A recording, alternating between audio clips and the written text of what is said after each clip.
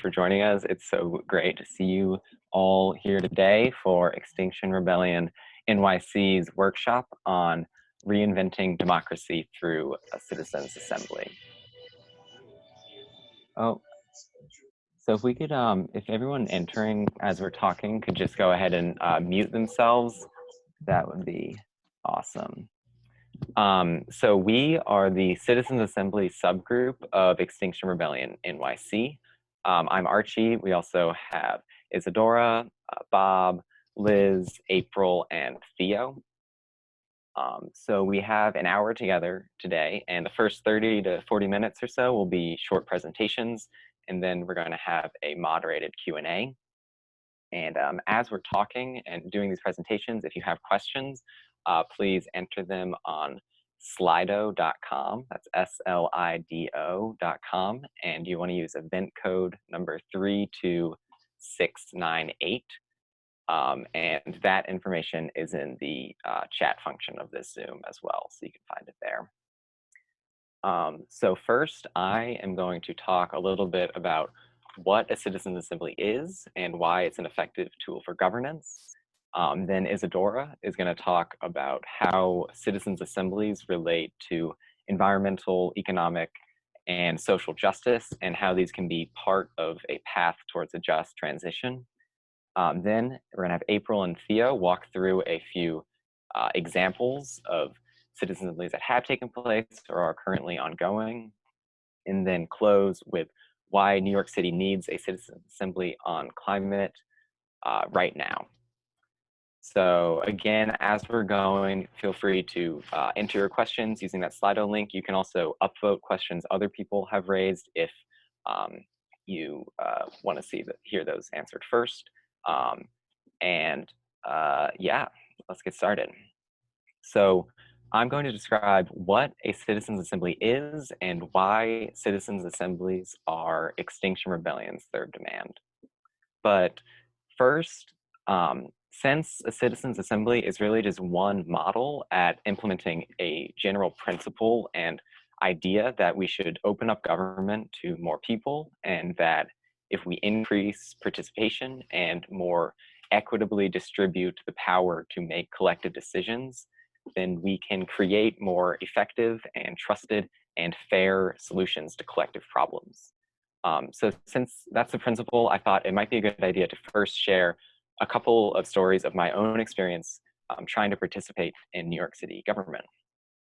So about a year and a half ago, the New York City Council held a public hearing for Local Law 97, which was also known as the Dirty Buildings Bill, and it mandated large emissions reductions from the city's largest buildings. It was a really great and ambitious bill, and Theo, who will be talking later, and I had just started working on climate issues with this group called City Atlas, with Richard, who's in the audience. Hi, Richard. And so we went to City Council for this public consultation, and it was totally bizarre. This was the process that had been set aside for public input on a hugely monumental bill under consideration by the most powerful city council in the country, and yet it felt totally separate from the rest of the city. It was weirdly quiet. The city councilors were just like coming in and out, not paying attention to testifiers. Nothing was really under debate, and the whole process just felt predetermined because it was, and it was clear that this was how things happened. Basically, no one in the city outside of activists and affected industries had heard of this bill or this hearing, or knew that this was their chance to make their voice heard, because the city hadn't tried to engage people or let people know about it. The New York City Council website was extremely confusing. It took us like 20 minutes to find the right room, and also like the public hearing was in the middle of a workday. So even those who wanted to be there couldn't, because people have jobs. And the only reason Theo and I were able to be there was because we were in this weird privileged position of living for free in his family's house and not having to have a real job and being free on Tuesday at 10 a.m. Side note, thank you, Caroline, if you're in the audience. And also, there wasn't a space or a role for people to take part in a meaningful way beyond reading testimony into the record, which would have no influence on the policy. So even if you had heard of it, you wanted to be there, you figured out how to get off work, you showed up, even then, there was no avenue for you to shape what was going to happen. So the next time I was at City Council was for the passage of the Climate Emergency Declaration in June of last year, which was actually in response to Extinction Rebellion's first demand. So this time I went with Isadora and April, and we meant to be there for the public consultation phase to testify, but it turns out we'd gotten the meeting date wrong and we'd missed that part. Again, the City Council website is very confusing. So we basically saw city councilors come into the room, say aye, and leave. And the crazy part of this is that the declaration that they passed, like what it actually says, is incredible. It committed New York to convert to an ecologically, socially, and economically regenerative economy at emergency speed, and to begin a immediate emergency mobilization to restore a safe climate. But again, it was like no one in the city outside of a very small number of people had any idea this massive, rapid remaking of the city was supposedly about to begin, because no one in the city had been told, much less brought into the conversation about this huge problem and how we should go about this huge citywide reshaping. Um, so I wanted to share uh, uh, these cases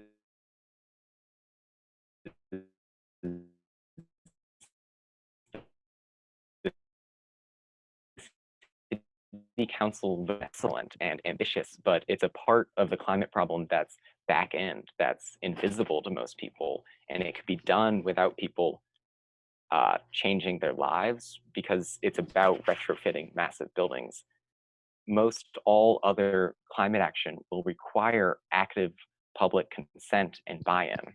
And plus, getting this one law passed took 7 years of some great and well-intentioned city councilors fighting for this against the real estate lobby. And the Climate Emergency Declaration was also a good bill, and it satisfied XR's first demand, and it made some true and huge and startling statements that New York City is going to embark on this immediate emergency mobilization. But almost no one has any idea about it. And the week after the emergency declaration, we went out onto the street and we set up a little stand and we asked about 100 people if they'd heard that New York City had just declared a climate emergency and had committed itself to reshaping the city at emergency speed. And about 3 or 4 people had. And just to be clear, I point this out not to try and say that like people are uninformed or whatever, because there's no way or reason that they could or should have heard. Like trying to find the text of the bill on the city council website to print it out so we could have it on the stand took like an hour. I pointed out to show that this mobilization where we remake our city just isn't likely to happen if we don't let people in the city into the conversation in a real way. Okay, so that's been my experience engaging with New York City government. And before I go on, I just want to quickly say, just speaking for myself, while I know there are certainly bad actors, especially at the national level, I genuinely think elected officials, especially at the local level, are mainly well-intentioned and doing their best, and these laws are good examples of that. But it is the most well-intentioned who would be most helped out by better processes for finding what people want and translating that into government action. So with that said, I'm now going to describe what a citizens' assembly is, and then just talk about a few reasons for why this process is Extinction Rebellion's third demand. So a citizens' assembly is a democratic process in which a representative group of people are brought together to learn about and deliberate on an issue or issues, and then reach conclusions about what they think should happen. So the members of an assembly, which usually number from 100 to 500 people, are chosen through a process called a civic lottery, so that they mirror the wider population along lines such as gender, race, age, neighborhood, socioeconomic status, etc.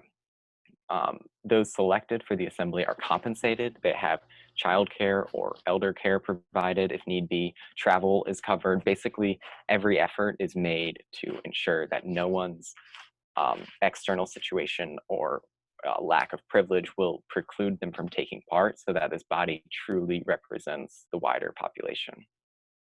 Then, throughout a series of meetings, which these usually take place on weekends and they go on for months, the people in the assembly first hear from and question a wide range of sources like academics, researchers, civil society groups, local businesses that would be affected by the issue under question, basically anyone with a stake in the issue.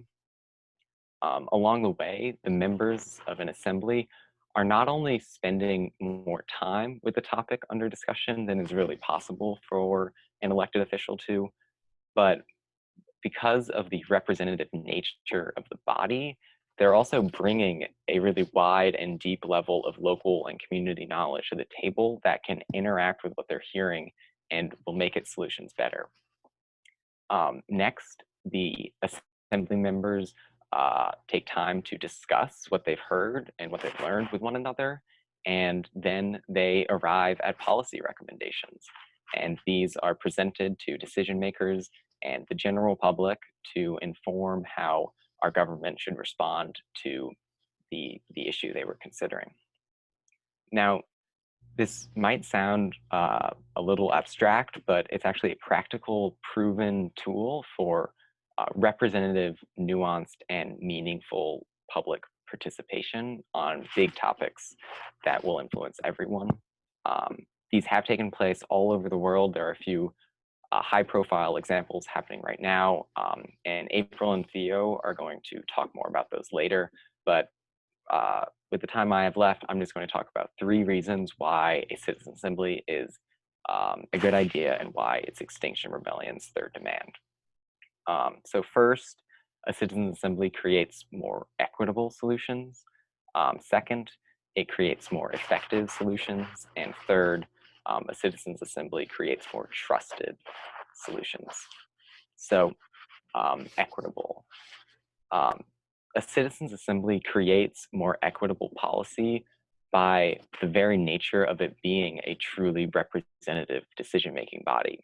The people whose lives are going to be impacted by whatever issue the assembly is considering, and however the government responds to that issue, are allowed to hash out all of the various conflicts and competing incentives and think through all of the knock-on effects of every intervention in an equitable, transparent, and deliberative way, with no campaigning, no lobbying, and no backdoor influence.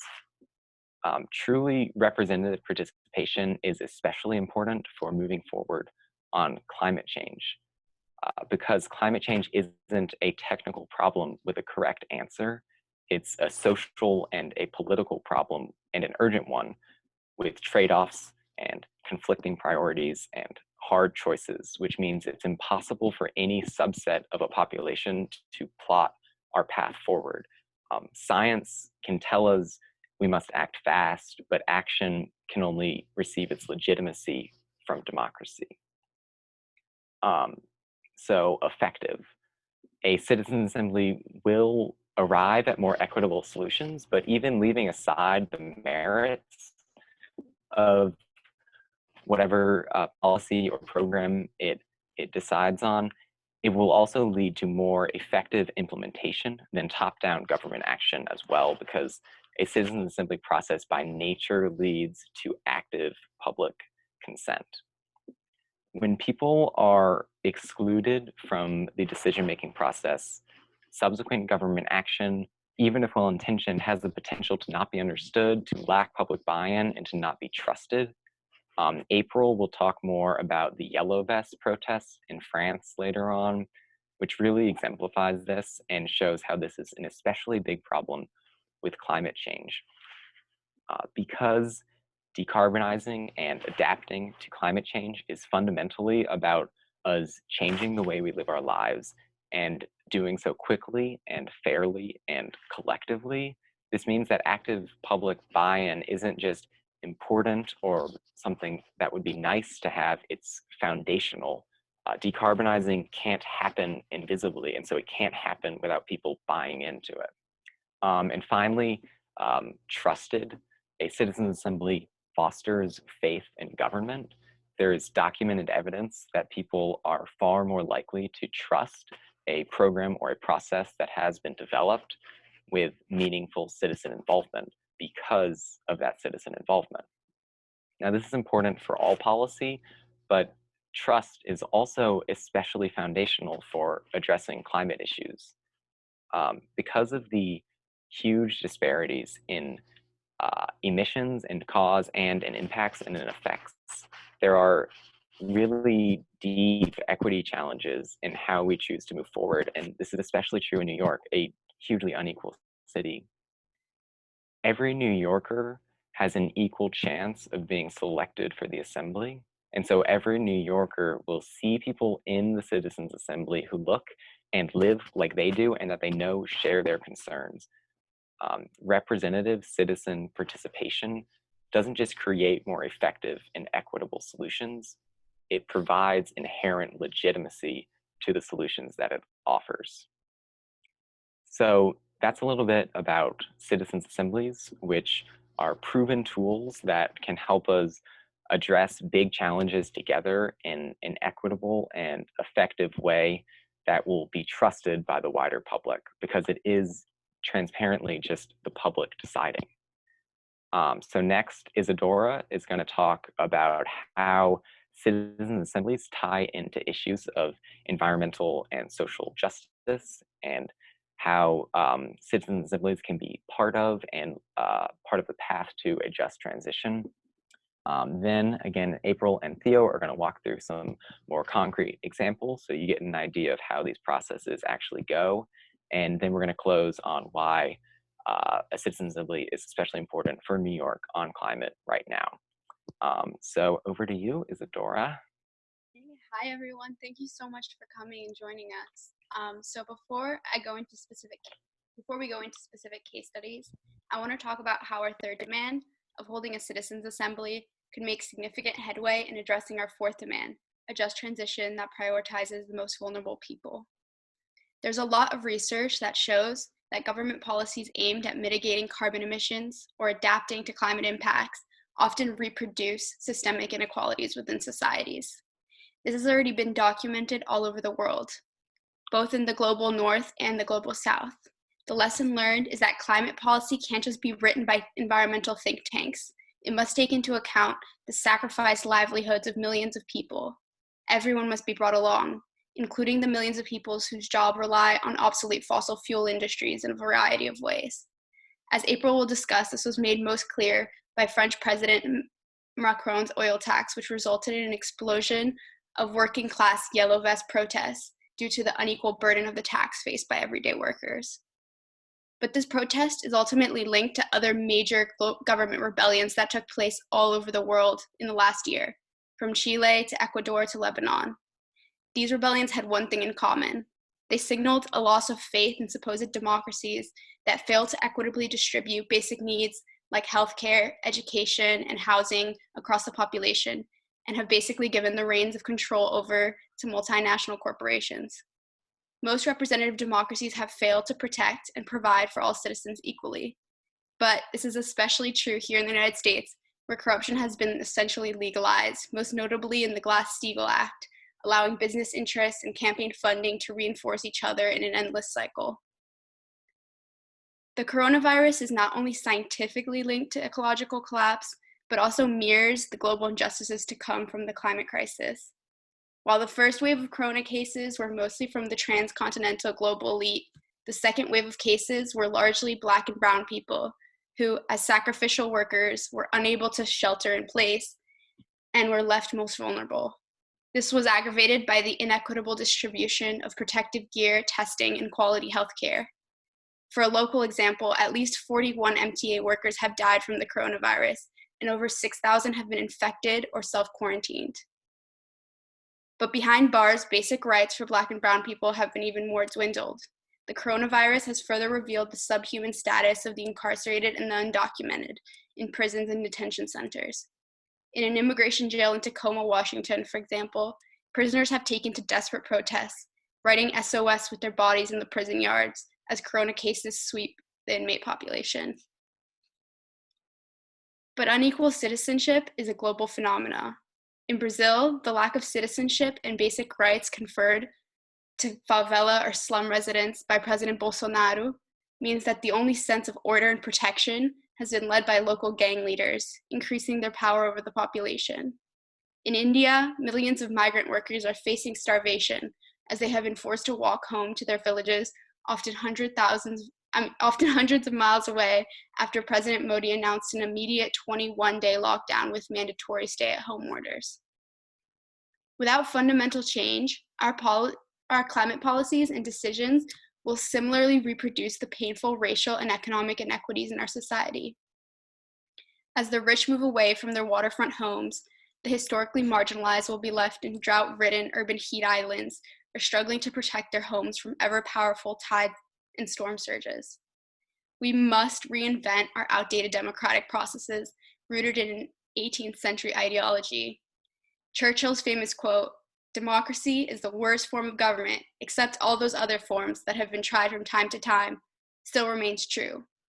But for too long, this democracy has gone hand in hand with the exploitation of the natural world that accompanied 400 years of race-based inequalities. Citizens' assemblies give us the opportunity to redefine democracy to work for us, to represent ordinary people based on informed consensus, and to take back our future truly for and by the people. A democracy that's really adapted to our 21st century realities.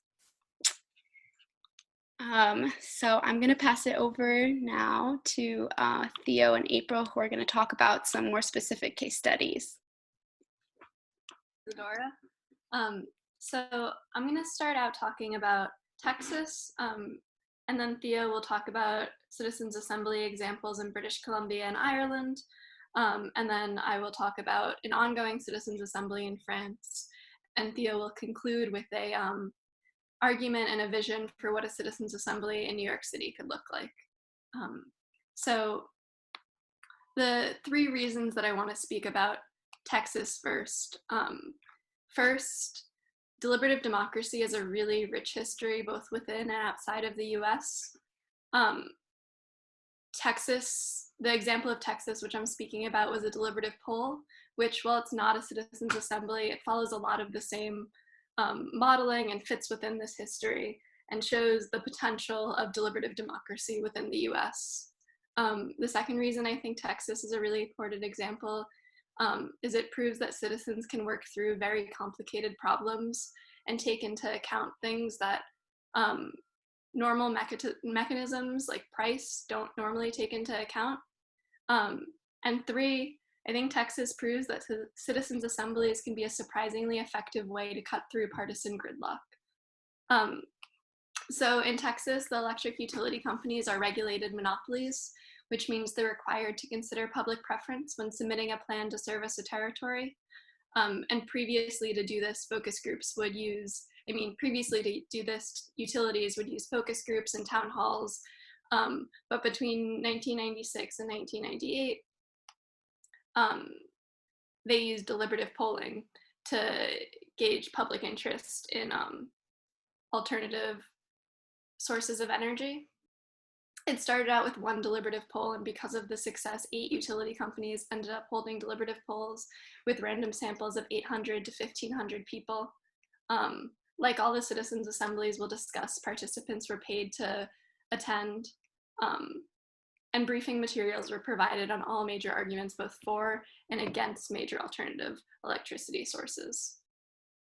By the end of these polls, and by polls I mean like they were polled before and after weekend-long deliberation sessions. The percentage of those willing to pay something for increased use of wind or solar increased from 52 to 84%. And there was a considerable increase in the proportion of people who wanted renewable energy included in utilities. This was all taking place while Bush was governor in a very conservative state. And Texas is now the largest wind producing state in the US. If Texas were a country on its own, it would be the 5th largest wind producer in the world.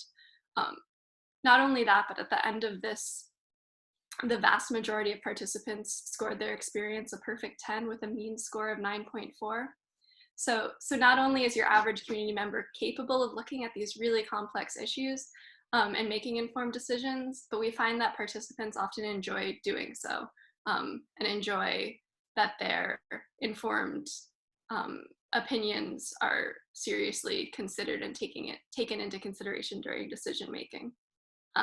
With that said, I'm going to pass it to Theo for another complex decision process in British Columbia. Thanks, April, and hey, everyone. So I'm going to talk about the British Columbia Citizen Assembly. I'm talking about this assembly to do 3 things. One is to show an example of the type of difficult issue that is ideal for a citizens assembly to handle.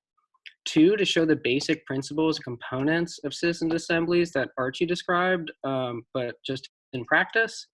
And then 3, to show how citizens assemblies, again, as April described, are more than capable of handling complicated and technical issues. So a little background.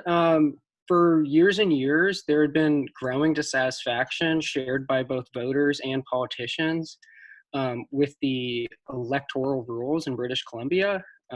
So, for instance, in 1996, the party that got the most votes ended up losing the election, and in 2001, a party that won 42% of the popular vote only got 2 out of 79 seats. So they had some deep issues. But the voters didn't really trust that, the politicians who were, had some self-interest in this system could really be trusted with reforming it. So in 2002, the Liberal Party in British Columbia created the Citizens Assembly on Electoral Reform. And they gave the participants in the assembly the task of assessing different models for electing members of the Legislative Assembly and to recommend whether their current system should be retained or whether a new model should be adopted. And, though the climate crisis is obviously a much different issue in many ways than electoral reform, there is an important similarity, and I think one that supports using a citizens assembly to confront climate change. And that's that politicians in British Columbia were not the best actors to determine electoral reform because their own personal interests were not aligned with the interests of the voters that they were meant to represent. And I think the same is true with the climate crisis. The long-term decisions that need to be made for the public's general interest don't align with the short-term interests motivating politicians. Thus, citizens' assemblies are ideal for tackling the hard choices, the long-term hard choices inherent in addressing the deep intersectional nature of the climate crisis. So just to kind of go through the basic principles and components of citizens' assembly through this example, after they created the citizens' assembly in the legislature, they then chose 160 people by lottery over the next 3 months. They paid them $150 per day, provided daycare, transportation, and accommodation to make sure that everyone could attend the meetings, which were in Vancouver. All of these components, as Archie described, are pretty much essential to putting on a proper citizens assembly and to make sure that a representative group are able to actually attend. And so for the rest of the examples, the next 2 that we talk about, the same stuff is true.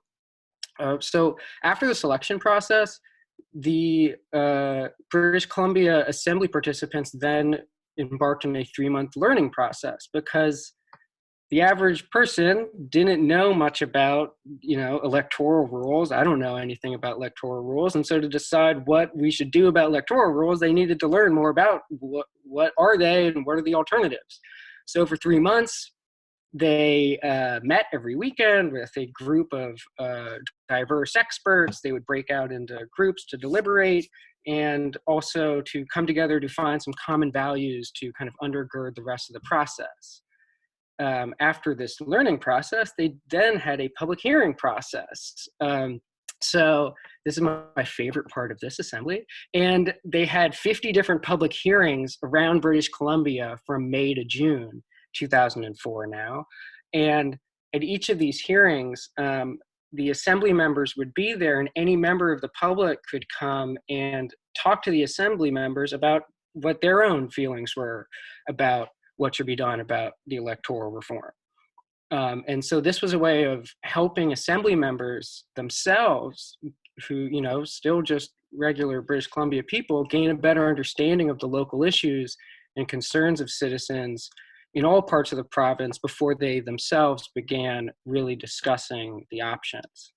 And so they then had the deliberation process. This is the final part. And then, so this happened for 3 months, from September 2004 to November 2004. And they, after learning about all the options, after hearing about what their fellow citizens felt about the issue, they then deliberated and debated and discussed, what route to take. And at the end of the day, 95% of them ultimately recommended a new voting system. It's called BCSTV.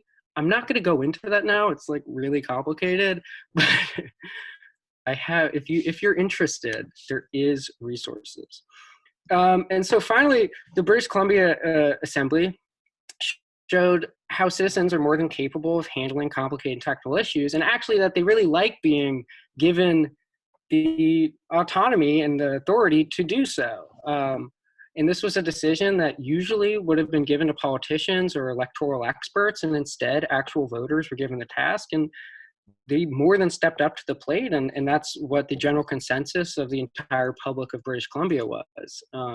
And over the 11th month course of the assembly, only one of the 161 members withdrew, and the attendance for the entire thing, for every meeting, was close to perfect. So, the British Columbia one it's a really foundational example, and it has a lot of cool components for you wonky types.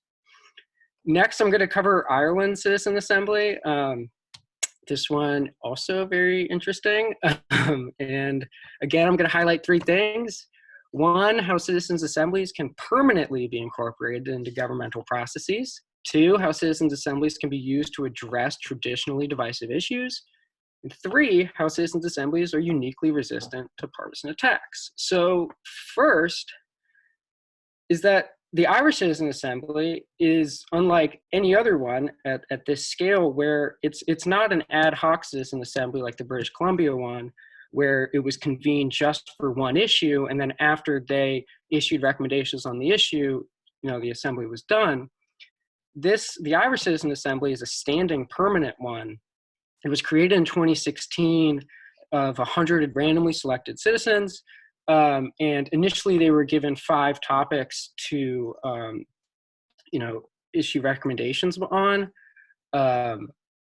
including electoral reform, actually. But this body will be able to just be there permanent.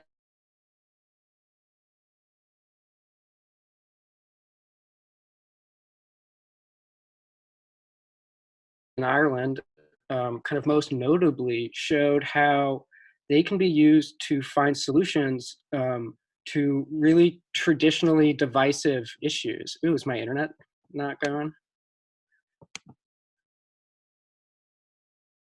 Darn. You're good now. All right. Okay. So citizens' assemblies can be used to find solutions to traditionally divisive issues. One of the topics on which the Irish Citizens Assembly was given to discuss was what to do about Ireland's 8th Amendment ban on abortions. And it's widely known, I think, that Ireland repealed its constitutional ban on abortions in 2018. What I don't think is widely known is that it wouldn't have happened without this Citizens Assembly, because the Irish public, for years and for decades really, had been becoming increasingly liberal yet the shifting views were not being represented by the government's policy. And most profoundly, the polling was indicating that the majority of the Irish public now wanted to repeal the Eighth Amendment, but the Irish political party and political elites felt that it was too controversial an issue. It was this third rail issue, and they weren't ready to actually do what they were increasingly realizing the public actually wanted them to, but they thought it was too risky for themselves. So as kind of a workaround, they convened the Citizens Assembly to really try to figure out how the people felt, and then maybe that could lead to more change. So they gave the Citizens Assembly the task of determining whether the Eighth Amendment should be repealed. And since this was such a controversial subsequent assemblies, where they really tried to make it as transparent and process, could watch a live stream of the assembly discussions while it was happening, or you could watch them later on YouTube. The Citizens Assembly sat for 5 weekends listening to hours of evidence about the Eighth Amendment. They heard from doctors, lawyers, and even women who were personally affected by it. At the end, the Assembly voted 64 to 36% that the Eighth Amendment should be repealed. And then the party felt enough of kind of a public support from this assembly to put the issue up to a general referendum. And then what happened in the referendum, the public voted almost the exact same way. It was 66% to 33%. And, it's just broadly acknowledged that without the Citizens Assembly, the Eighth Amendment repeal would never have been put up to referendum in the first place. And then finally, the Citizens Assemblies are uniquely resistant to partisan attacks, as seen with this Ireland example. So after the Assembly issued their recommendation that the Eighth Amendment should be repealed, anti-abortion groups really came out heavily trying to attack the legitimacy of the Assembly itself and the legitimacy of the people inside the Assembly. And this really backfired and wasn't effective. And I think a large part of that is because the public had actually faith in the Assembly, and they weren't a bunch of politicians that were being attacked by these groups, but they were just normal members of the Irish public. It could have been anyone who was in that room. And so, Ireland in general is a really interesting case, and shows a lot of potential for how these processes could be used. I'm sorry for my internet, and I'm going to kick it back to April. Thanks, Leo. All right, one last example of a Citizens Assembly, and this one's pretty exciting. It's ongoing, about to conclude in France, and has put forth some really exciting recommendations. Before I start on the French Citizens Assembly, I want to mention that there are multiple climate assemblies either happening right now or very recently happened. They've happened in the UK, Germany, Spain, Belgium. So if this is something you're really interested in, I'd encourage you to research all of those. I'm just speaking about France because it's probably the most prominent example in modern history due to the scope of it, as well as the nature of the binding commitment that French government has made as well. And then the second main reason that I'm talking about France is I see it as a direct response to this disenfranchisement of everyday people. As Isadora and Archie talked about, all over the world, protests have been taking place, and France's decision to convene a nationwide citizens assembly translates this government interest in constituents' concerns to actual legitimate policy. So for a little bit of background, throughout much of 2019, Yellow Vest protests disrupted everyday life and sparked political crisis in France. These protests were originally in response to Macron's green tax, which increased fuel prices. This increase in fuel cost most adversely affected low and middle income people who live in rural areas, as driving long distances is a more essential aspect of rural and suburban life. Before this green tax, Macron had also famously slashed France's wealth tax. So the fuel tax just reinforced this idea that the French government was no longer working for everyone equitably. Macron's initial response to these Yellow Vest protests was to conduct a grand debate, as he called it. And the grand debate consisted of 3 months of national consultations. These took place both in person and online, and there was absolutely no obligation or clear incentive to contribute. However, because of the unrest and the eagerness of French citizens to participate in government process, 1.5 million French citizens let the government know what they wanted. By the end of the grand debate, Macron's support from the French populace had returned to pre-Yellow Vest protest levels. And encouraged by multiple activist organizations, he decided to establish a nationwide citizens' assembly in order to translate all of this interest that he had heard during the grand debate into more representative and substantive policy. In April of 2019, Macron convened the nationwide citizens' assembly to answer the question of how to reduce greenhouse gas emissions in France by at least 40% by 2030 in the spirit of social justice. Social justice being key in wake of the Yellow Vest protests. Macron committed to present these recommendations from the convention with absolutely no filter and to enact said recommendations either through national referendum, parliamentary vote, or as direct executive orders. Macron's commitment to translate the Assembly's recommendations into policy outcomes, as well as the large scale, really gives this Assembly a lot of potential power. Also to aid in the participants' work, they were provided with lawyers at every deliberation session, as well as fact checkers and climate experts aside from the presenters to help with the actual policy writing. The Assembly was set to span between October 2019 and April 2020, but due to COVID, the last meeting was transferred online and has been broken up into 4 online meetings that will conclude in May. But due to COVID, participants convened the online meetings and decided to send out 50 of their total 150 proposals early to the French government so that they can be taken into consideration with pandemic aid packages. These proposals all weigh heavily on encouraging a just transition and social justice, as well as a different social and economic model that is more human and more resilient in the face of future crisis, as the French government is looking to make major pandemic investments or major investments in the economy.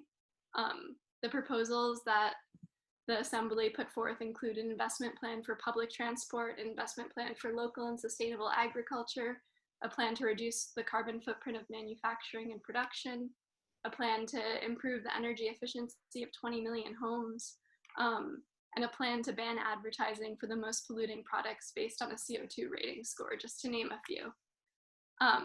So this is a really exciting ongoing example of the way governments can take public input very seriously, and citizens' assemblies can have real impacts. All right, I'm going to pass this to Theo to talk about what this could look like in New York. Thanks, April. All right, so to end, I'm going to briefly give the case for why New York City should have a citizens' assembly on climate, the vision for what that could look like, and finally, how we need your help. I also just want to say at this point that although I'm and the rest of us are certainly passionate about and increasingly knowledgeable about these concepts and citizens' assemblies and the case studies, we are by no means experts. We all really encourage you to read more material from organizations and individuals whose job it is to actually run these types of deliberative processes. It's a really exciting space, and we could point you in lots of cool directions. So back to it. We at XRNYC have been working on a campaign demanding that New York City convene a citizens' assembly on the climate crisis for a few months now. We're asking that this assembly be 1, independently organized, 2, fully representative of the people of New York City, and 3, impartially, transparently, and professionally facilitated. We will loudly advocate for a citizens' assembly which meets these requirements, yet once this demand is ultimately agreed to, XR's role will largely end. XR will play no part in the assembly's selection, organization, and implementation, except to monitor the process, as all citizens and organizations will be able to. So really quickly, just to kind of notch off some ways a citizens' assembly could improve New York City's approach to climate, and this is really just putting together a lot of stuff that Archie, April, and Isadora have already talked about. But a citizens' assembly would be a meaningful opportunity to really involve real New Yorkers in long-term planning. It would build support for policies to address climate. It would be a more inclusive process. Voices of traditionally marginalized people would be represented, and it would lead to more inclusive policies. It would foster trust between New Yorkers and their government. It would make policies more responsive to local needs. And in general, it would increase public awareness about the city's bold climate plans. So what would this citizen assembly actually look like? You know, I'm just gonna give you one vision. So let's say the city council convenes a citizens assembly on the climate crisis this fall. 500 New Yorkers, representative of the city in terms of age, race, gender, and socioeconomic status, open their mail to find a letter signed by the city council, inviting them to influence the very future of the city for themselves, their families, neighbors, and all fellow New Yorkers. Over the next many weekends, these 500 New Yorkers meet, learn about, discuss, and decide the various choices that need to be made. From what to do about rising flood insurance premiums from residents in Canarsie, to figuring out how we're gonna make the electrical grid 100% green. The assembly would cover a diverse intersectional range of issues facing our city. And at the same time, everyday New Yorkers would be following along with the assembly's process. You could read about their latest meeting in the paper, or even watch the entire thing on YouTube if you're a wonky weirdo like me. Maybe your neighbor's a participant, and you get to experience as they become more knowledgeable about the threats and opportunities that the city faces. At the end of the assembly process, the 500 New Yorkers would issue a set of recommendations to the public with a full explanation of why they chose the things they did. City Council would take these recommendations and turn them into bills, which are then passed and enacted. So that's just one version of what this could look like. And I really do encourage all of you watching to imagine, now or in your own time, like what your vision of a truly democratic and inclusive decision-making process would look like. How would it feel? How would it sound? Because I think in general, most of us have come to accept the current way of participating in decisions as etched into stone. We've resigned ourselves to the status quo, that we can vote for politicians every couple of years, write letters, sign petitions, and maybe even show up to a public hearing like Archie. But it doesn't just have to be that way. Now is the time to reimagine and restructure the way our government works and to fundamentally change the underlying processes beneath the churn of policies, programs, and regulations. We can make people a meaningful and enduring part of bureaucratic decision-making. Convening a citizens' assembly in New York City on the climate crisis is the short-term goal. But the fight to make our government decision-making processes more participatory and inclusive will not end there. We will have lots of decisions to make and lots of people to take care of for the rest of our lives. We need to make those decisions together and take charge of our collective futures now. And as we're experiencing with coronavirus right now, our governments cannot handle crises like these. And when a crisis is thrown onto an unequal system that already ignores whole segments of the population, those power imbalances just get further entrenched. And those communities are even less able to cope with the next crisis. And it's horrible to think about now, but it's the truth that there will be another crisis after this one. And if we continue to outsource our civic duty to politicians and relying on them to finally wake up and see what's happening, they will fail us over and over until there's nothing left to fail. But, as I hope we've begun to show today through bad internet connection and nervousness, is that there's real meaningful ways to give power to everyday people, and so that the government can no longer ignore, marginalize, and fail them. Though we at XR.nyc are one group talking about these processes, we're not alone in this space. There's a growing number of grassroots movements sprouting up around the country in the world demanding that their governments actively listen to and empower the voices of the people. It's a really exciting and urgent time in reshaping how our government could and should function, and we'd really love you to join us in this fight. Thank you so much for listening to this, and we'd love to take your questions. Thank you, Theo, April, Isadora, and Archie. Those presentations were incredible. I always learn when I listen to you present. And also thank you to the 60+ participants who have joined us tonight. We are getting close to the top of the hour. We have 8 minutes. And I'm the moderator. My name is Liz Barry, and I'm keeping an eye on the Slido, the same link you can see here on your screen. I'm looking over there at which questions have got a lot of upvotes. We'll take those first. If you wish, you don't have to. Welcome to pull out your phone or additional device and visit slido.com and type in event code 32698. So we'll take questions to the top of the hour. And if we see that people are hanging in, we'll continue Q&A until 1/4 and then we'll wrap. Okay, great. Thank you, everyone. There's a question at the top of the charts that says, how would the experts and rights holders who present to a citizens' assembly be selected? It seems to me these people would hold incredible influence. And I'm wondering, I'd first like to pass to the coordinator of this group, Bob Kolodny, and feel free to tag in anyone else you'd like.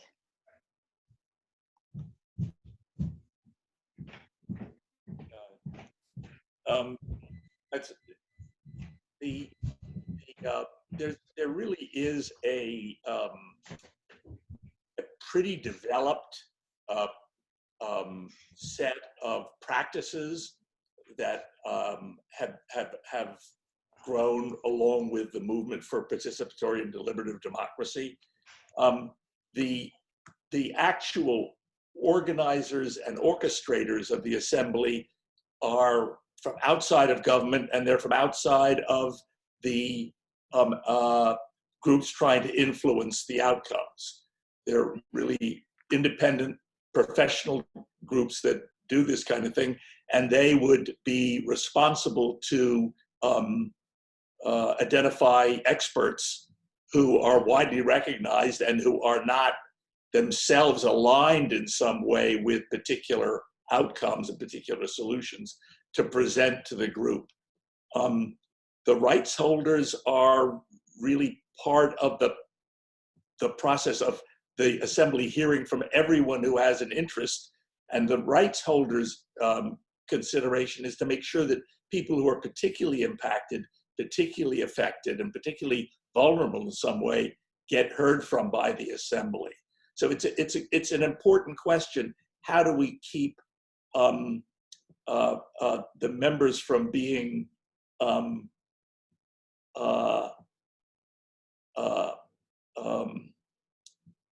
influenced or being swayed in some way?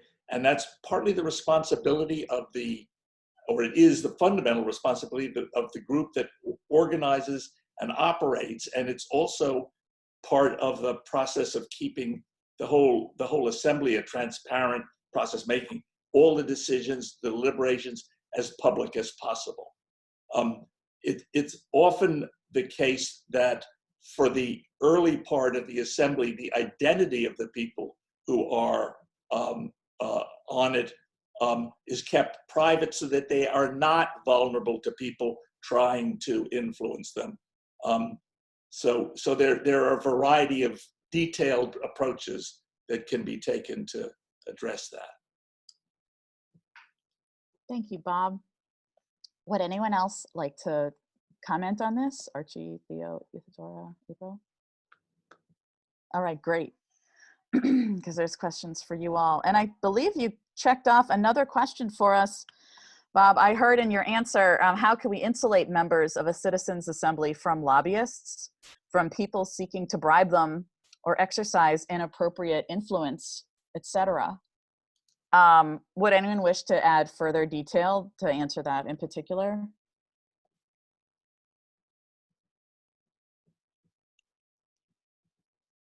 Great. We'll stick with Bob's answer that it's the primary responsibility of the facilitating body. All right, here's one.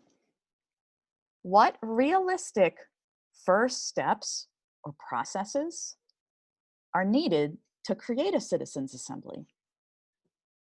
How will something this crucial be decided? Is it a referendum, a voting ballot?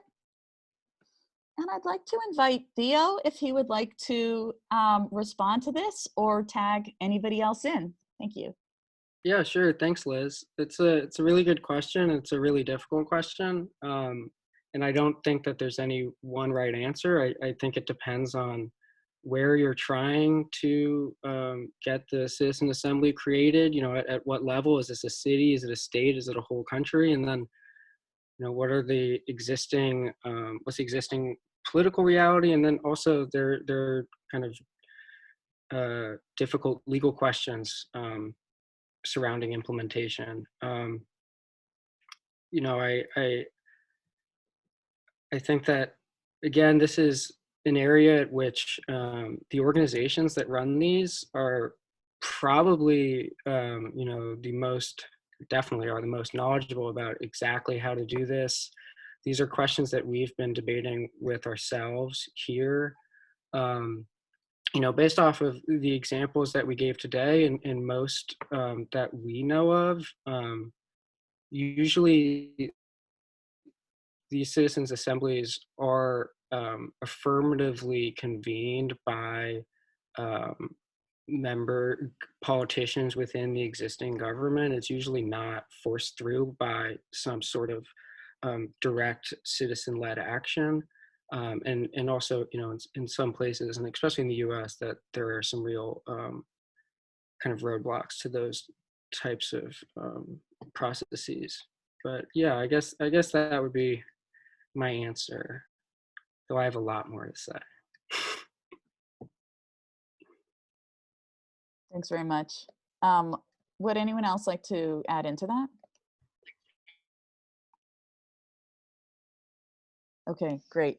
Yes, this is a pretty hot topic, and I'll just add in that there's we're pursuing multiple possible ways to bring about a citizens' assemblies in New York City from the political strategy perspective.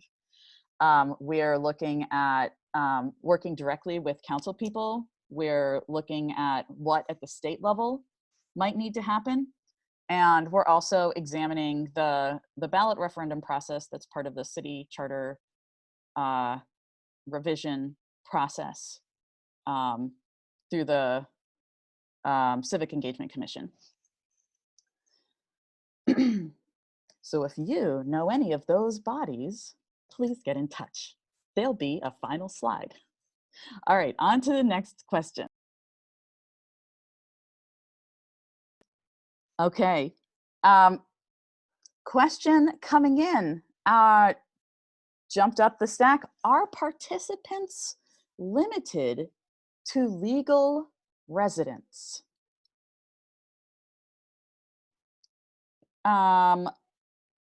Isadora, I want to offer it to you first. Feel free to pass it off if you'd like. Sure. So, no, not necessarily. And I think we'd encourage for it to be defined as just residents of New York City as opposed to people with citizenship. And there's a lot of ways we can do that. We can do addresses, and that will allow us to get a sample that includes the very large community of undocumented population in New York City. Yeah, does anyone have anything else to add on to that? Yeah, is it? Yeah, just to reinforce what Isadora said, absolutely not. Oh, Bob. Archie, I was just going to chime in too. Go ahead. Oh, yeah, neither Extinction Rebellion nor any proponent of citizens' assemblies believes that members of the community should be excluded because of their citizenship status. And all members of the community will absolutely be eligible for selection to have their voice heard. Thank you both. The next question, and I'm already thinking about Isadora for this, is someone writing in from XR New Zealand. How would you create inclusion for Indigenous cultures? Is there a way to manage this process?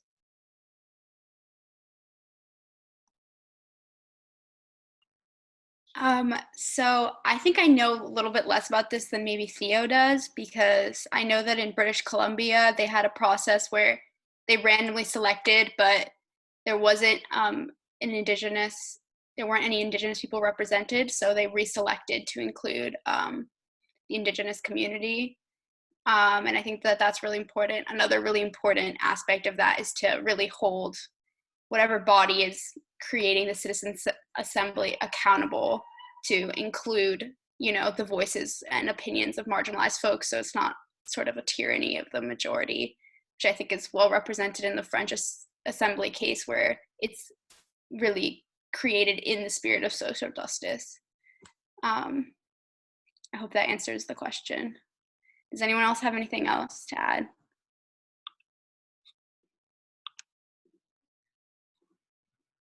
No, I think that is yeah, how I feel that would be addressed as well. Thank you. Great question. We might continue to touch on this point a little further, and to the speakers as well. You can see the questions coming in from the Slido if you're wondering what I'm about to ask you next. But I'm hearing a lot of questions about the civic lottery process, and then about how that sample is further stratified. Here's the question. How would you create a cross-cultural balance in a multicultural society? And for this question, let's limit it to the scope of the assembly that we're convening to be a mini public to make these decisions on behalf of the whole. Raise your hand if anyone would like to speak on that.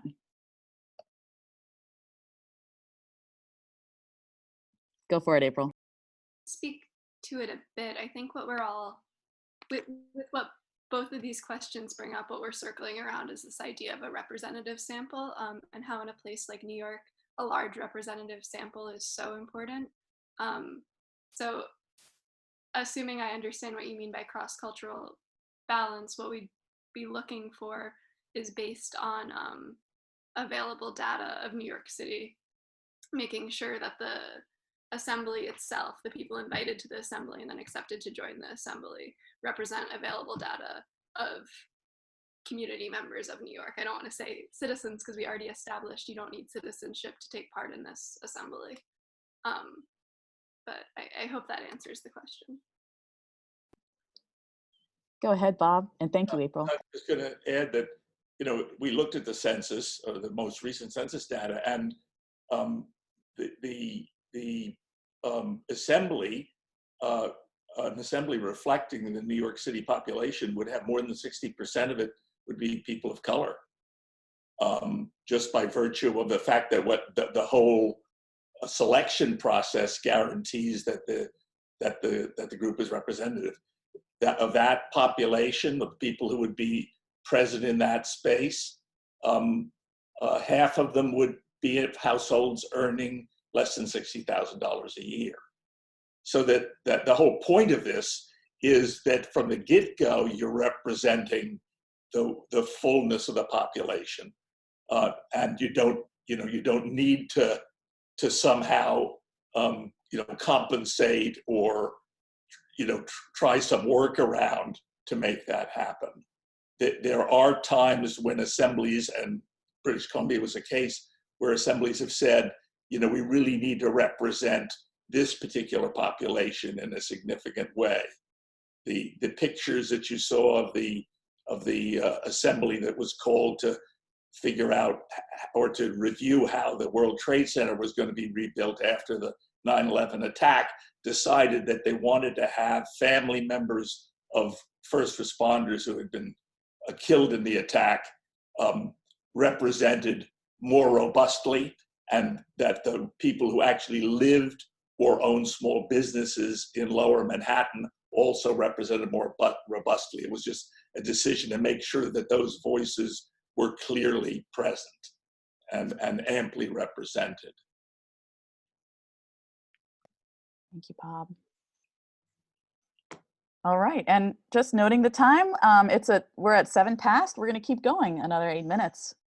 Here's a question, which I already have in mind to go to Bob with because of your long history of facilitation.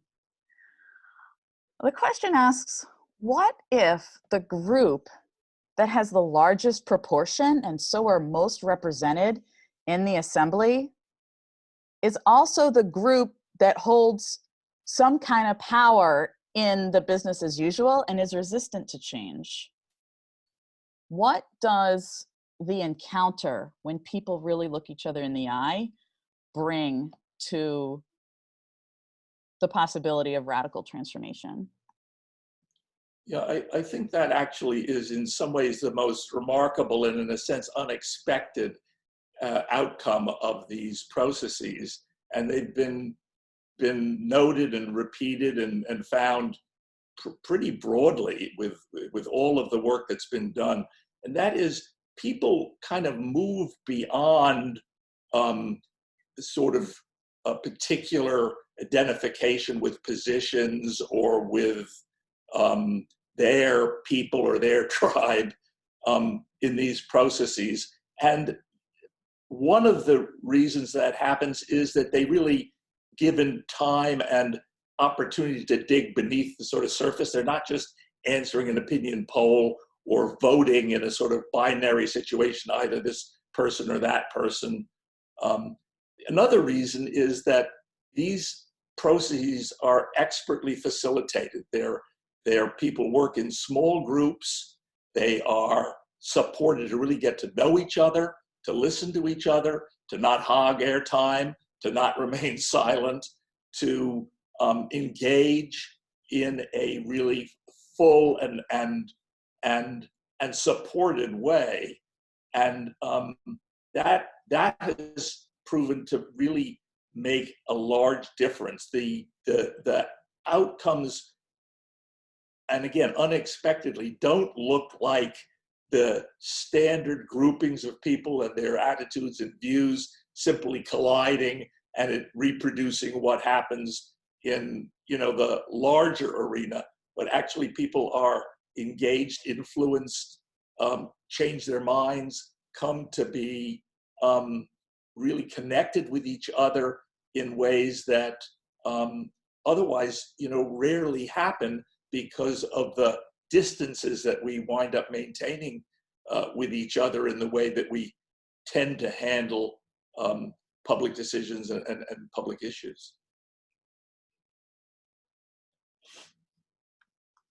Great, thank you, Bob. Next question. This is one about how long does this all take? Specifically, how can long deliberative processes be used to inform legislation on urgent climate-related issues such as response to disaster, etc.? Isadora, I see you nodding. Shall I pass it to you?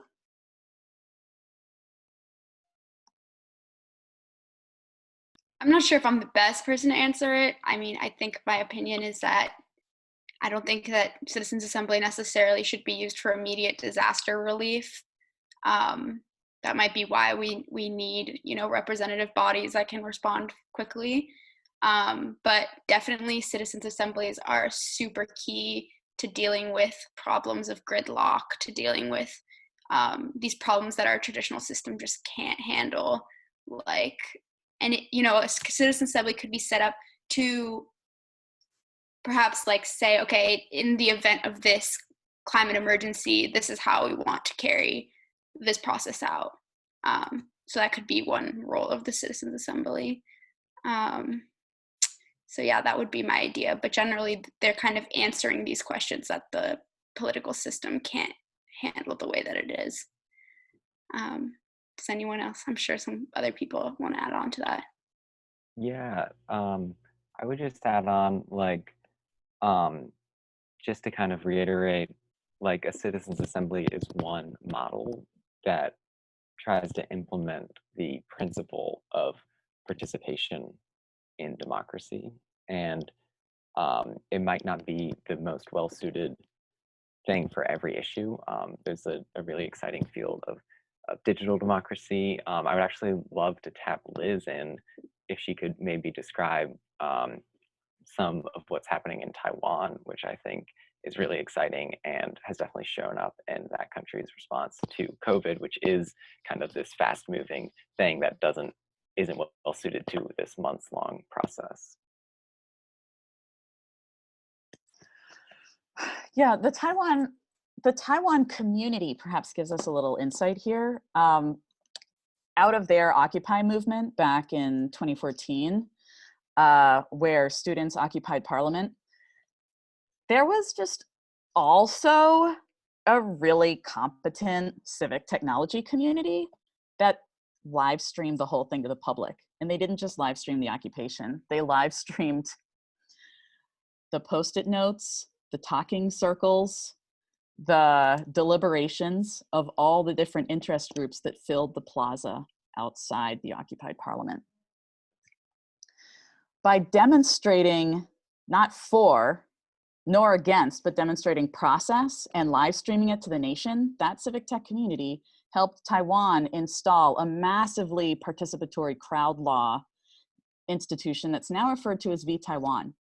Well, that civic tech community, GovZero, continued to and continues to this day, and their agility, their commitment to the civic good, and their nation scale connections have meant we've seen some really amazing COVID response come out of a healthy community.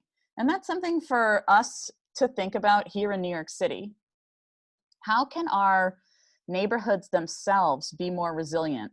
What kind of connections do we need to have? What kind of ways of having conversations with strangers will enable us to grab a hold of all the diversity that together makes us smarter and stronger, and act together with it instead of allowing party politics to divide us. And I love talking about Taiwan, so feel free to chat in Keybase under discuss-political. We are at 1:15. So here's what I'm gonna say. This recording is capturing a lot of great information, and I would beseech the speakers that we actually keep answering questions. But at the same time, I want to thank and celebrate all of the participants who added your voices and attention. We would love to be connected with you after this webinar.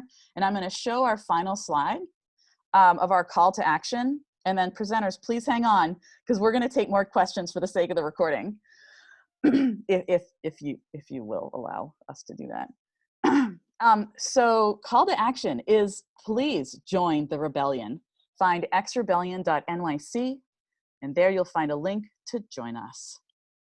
Wherever you live, what neighborhood you're in, tell your council person you want a citizens assembly in NYC.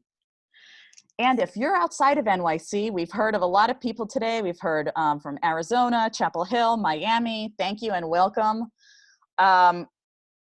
We will join you in together calling for a United States National Citizens Assembly. Next, learn more about how these citizens assemblies work And look out for our forthcoming ebook by finding our webpage on xrebellion.nyc. We've just about written this all down, and we've pulled from the book in order to share from you tonight. So more soon. And to get in touch, either if you're a New Yorker, Rebel, and you're already in Keybase, like I mentioned, the channel discuss-political. And if you're anywhere, our DMs are open on Twitter at xr_NYC. And finally, there's a link to this Google presentation, to this presentation that will go to a Google form to ask you to give us feedback on how we could make this presentation better. And I kind of have my hands full with my monitor, so if anyone else is able to add the link into the chat so that others may get it, I would appreciate that.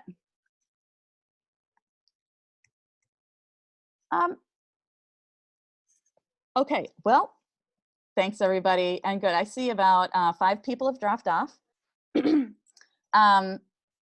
but there's still 37 people on here, and also the presenters are still here. Thank you. Let's do a few more questions. I might try to answer this one myself first briefly, and if anyone else has moved, please jump in. But is XR advocating for a New York state level citizens assembly to guide implementation of the New York State Climate Leadership and Community Protection Act? The current advisory council is all insiders. My quick answer is that these detailed stepwise questions are what a good many people in political strategy group of XR are actively debating. So please find us in discuss-political. Would anyone else presenter-wise like to make a comment? Yes, over to you, Theo. Yeah, I think it's a great question, and it's one that I'm really interested in. I think we all are as a group. Yeah, we didn't talk about New York State policy at all today, but New York State does have a really ambitious, bold, kind of binding framework for where the state's going on climate. Though it lacks all of the details, and it really sets out for the next 2 to 3 years. It makes this body of various officials. There's a few activists. I think there's like 3 spots on the group that are reserved for activist groups, but for the most part, yeah, this is, as of right now, the details are going to be filled in by heads of various agencies and departments, activist groups, and I'm like NY Renews and large coalitions groups will push very heavily. But as of right now, the public will have very little, if any, real input or influence on what's happening. I think it is a really exciting space to try to get a citizens assembly created. I think it's a really big deal too to try to connect the people within New York City with the rest of the state. I think as a born and raised New Yorker, you sometimes get kind of focused in on just the 5 boroughs, but we're only a tiny portion of the state in terms of land mass, and we're all in this together. And so I'm really into the idea of trying to make a statewide assembly, and especially because there's already this overarching framework, and it really kind of makes sense to convene a citizens assembly to have real New Yorkers figure out how we're actually going to do that. Thanks, Check. Great. So what about those who do not speak English well? Would they be excluded by default? Could anyone speak about how translators can be incorporated in a deliberation process?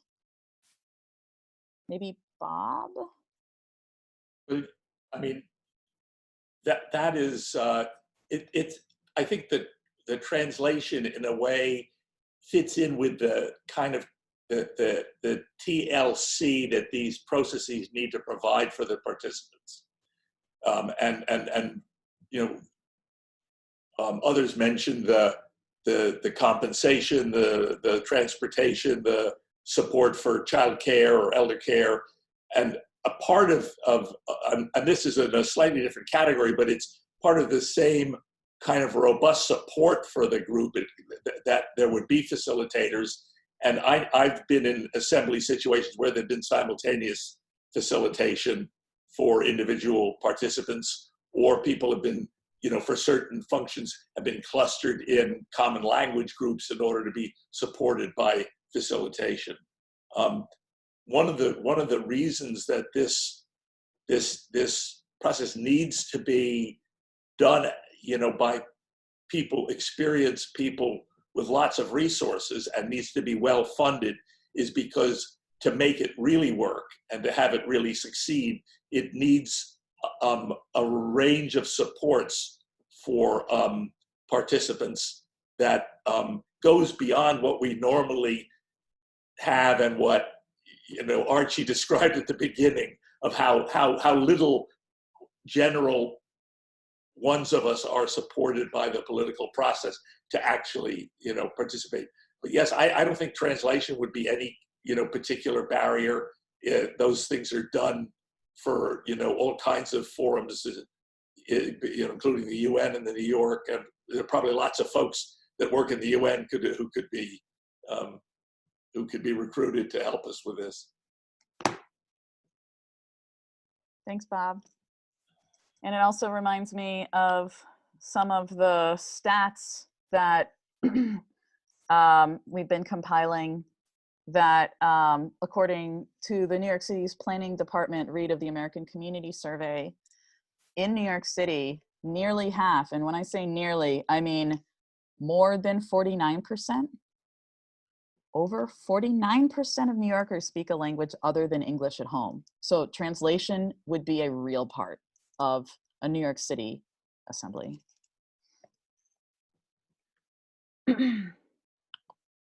Thank you, presenters, for hanging in there.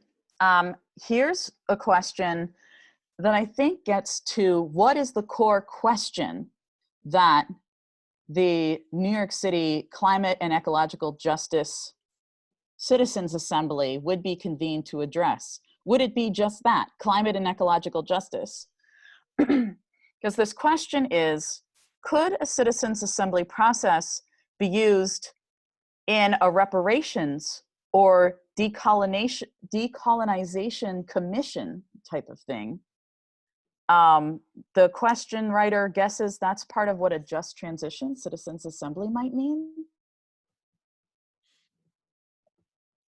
Who could take what the question? Theo, thank you. Yeah, I love that question. I think it's a really, really interesting and important one. And I do think that citizens assemblies are well suited for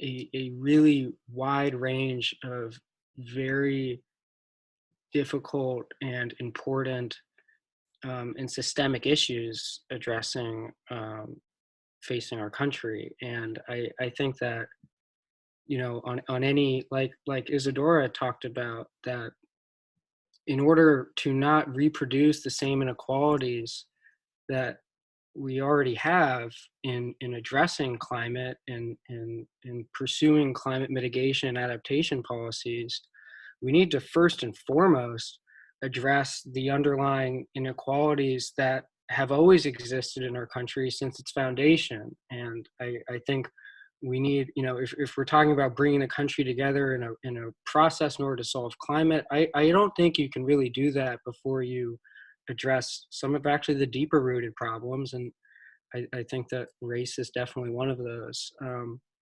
And so, yeah, I imagine when we're talking about kind of the deep intersectional nature of what really addressing the climate crisis would look like, I very much imagine that questions concerning reparation would definitely come up and are actually foundational in order to do this in any meaningful way.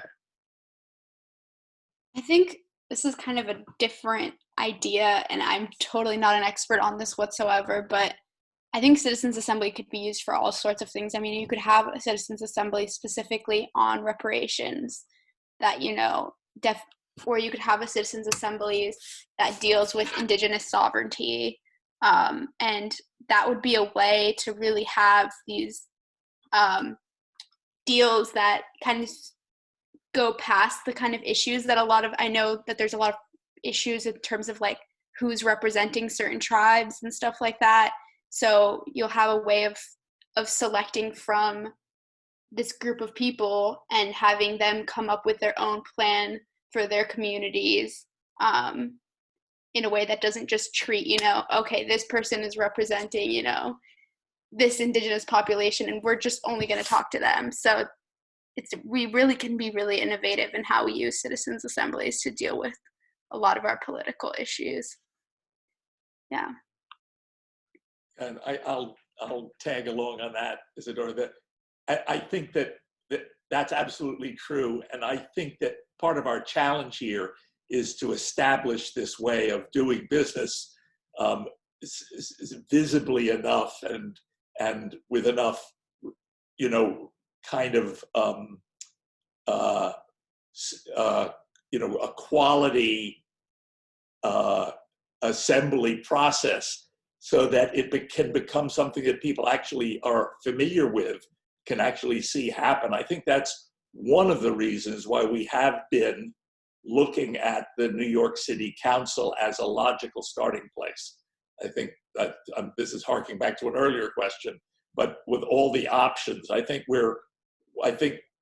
while we are open to a variety of approaches, I think one that at the moment looks most likely is to find a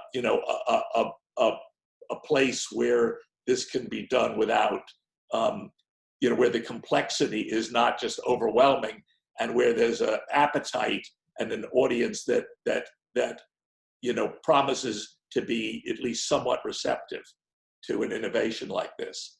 So there are all kinds of possibilities for this, but we're going to have to, kind of educate ourselves and our fellow citizens to this new way of doing things.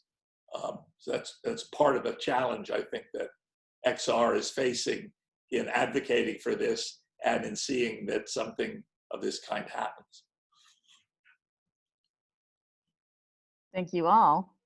So now we really are at time. We're approaching 7:30, and I want to thank everybody again. And it's our last slide, Liz, just as a closing. So we've got it. Great, thanks. Yes, I'll repeating the call to action. And also, I just want to express to all of you here watching, it matters that you are looking out for democracy in these times, and we look forward to activating with you in the coming days, weeks, and months. And with that, let's wrap. Thanks, everybody.